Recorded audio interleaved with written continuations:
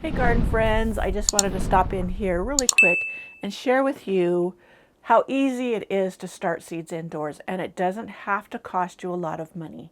Now, first of all, one of the things I do use is recycled containers.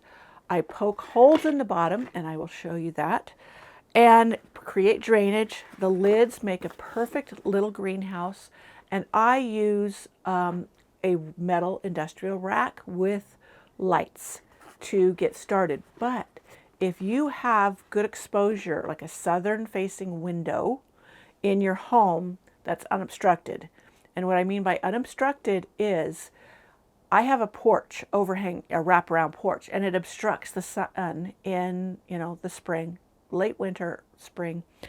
And so the seedlings would not get enough light. I have a friend who has a window in the south facing that gets direct sun, and she starts her seeds in that windowsill, and they do beautifully. So don't think you have to have lights and light racks. Now, for me, they help because I don't have that exposure, and they work best for me, but you don't have to invest in them. And even if you only had one light that had the cool and warm bulb that on a shelf, that could give you a little help too if you needed more room than one windowsill. Okay, so I'll show you how I create the drainage in these very easily. There's probably many ways, but I'll let you know how I do it, and then I will show you my seed starting rack setup. I am out here getting some containers ready for seed sowing garden. But these come in handy. These are just repurposed or cleaned food to go containers. This one I can't remember. Oh, I think this was a Black Bear Diner. Have you ever eaten there? I ate there for the first time. It was pretty good. This was my take-home container, and I thought, what a great little greenhouse. It has holes in the top already, and now I just need to poke holes in the bottom for drainage. And then this will make a great seed starting where I could put it in on my plant shelf, or even when it warms up a little bit out here in the greenhouse. Or even, I have started seeds directly outside in the shade. Over there by my studio, it casts enough shade that it works great. So, put that back over the heat. Now don't worry about me inhaling toxic fumes. This is not very airtight in here, so I'm getting plenty of fresh air through here. Plus, I still have the hole in my roof. You might have seen me in my previous video, or maybe I did at the beginning of this one, me punching the panel back up. So there I have plenty of holes. There's a part down here that's deeper, so I'm going to do that too. But, oh, that startles me every time. I'm sorry, I jerk. Okay, so there we have it, a container for seed starting, and it didn't cost me anything other than the price of my meal, which I was going to eat anyways. So, also, I love these salad containers. These ones I like because they're a little bit deeper. They already have a clear lid as well. Some other things don't have a clear lid, like,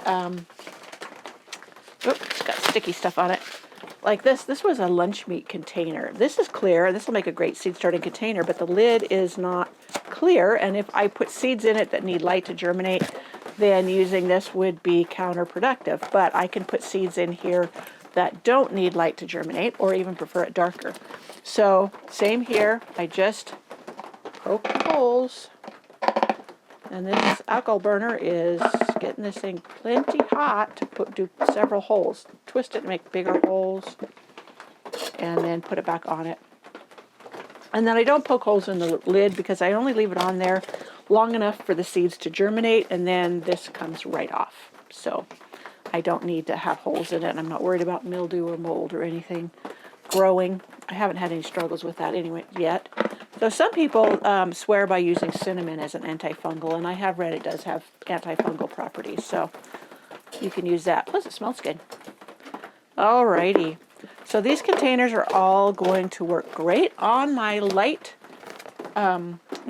shelves. I have a metal rack I got at Costco, and that's what I use with I just have regular shop lights with a cool and a warm bulb, so it has all the spectrum.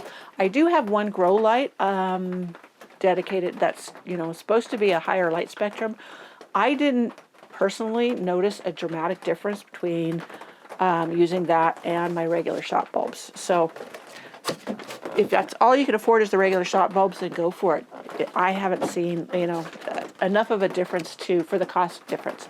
I think my grow bulb was normally like $50. I think I got it on sale for $25.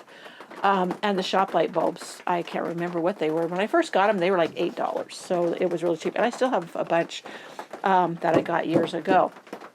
Though I just read that the light after they get so old is not as strong. So I may need to change out some of them. But still, it's still pretty cheap.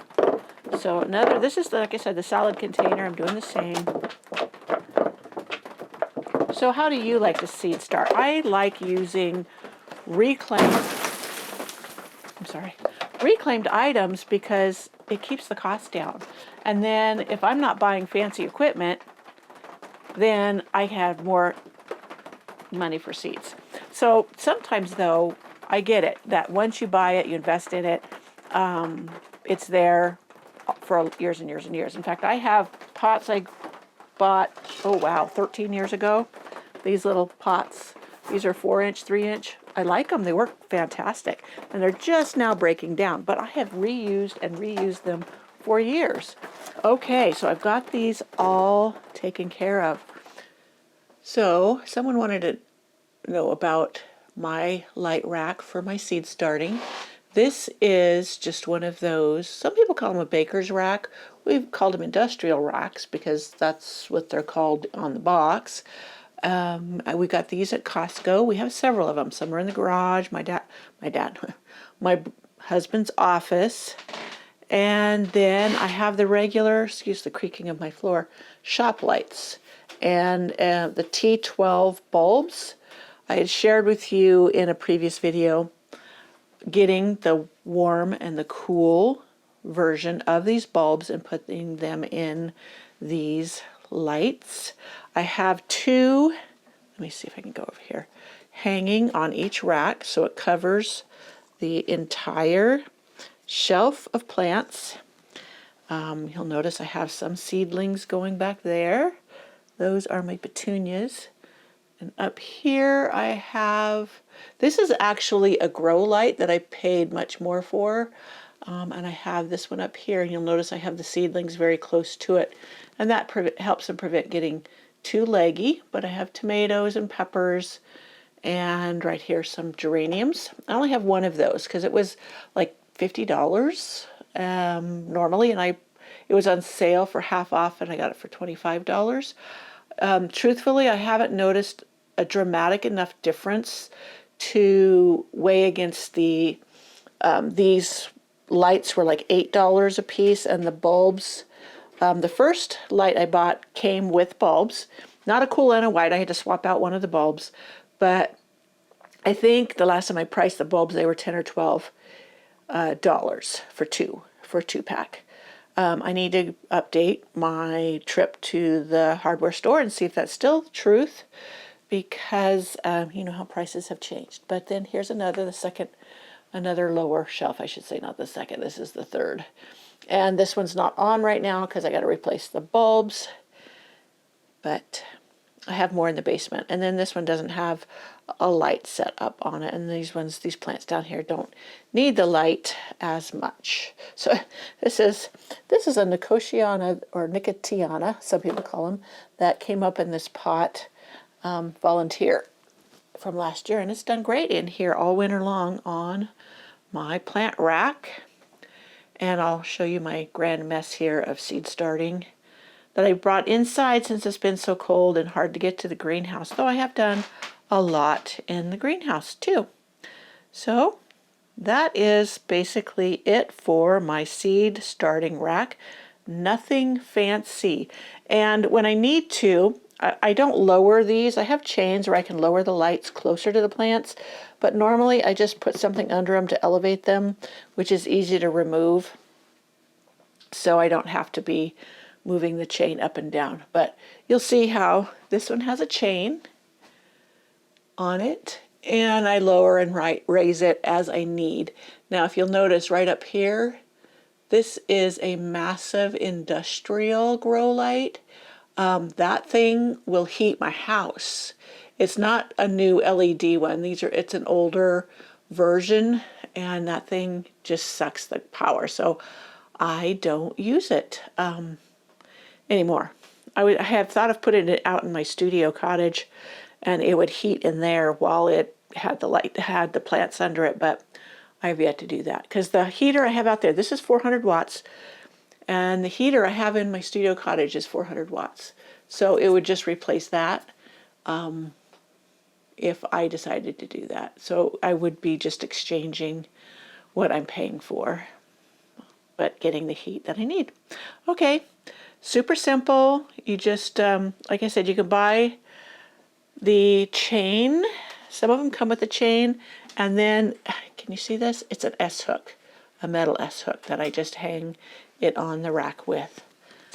And I have my heat mat down here. I had two when one went out, so I just have the one right now.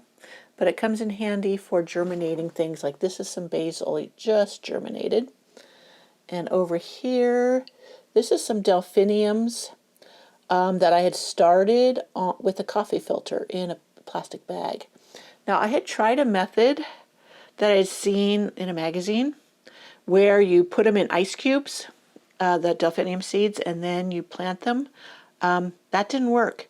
But my usual method of starting them, germinating them, and in the coffee filter did work. And these were seeds from the very same package. So, but it was worth a try because in the magazine it showed how the ones in the ice cubes or that got frozen did much better than the others, and that just didn't work for me. So it doesn't hurt to try things, but don't always believe what you read because it doesn't always work for you that way.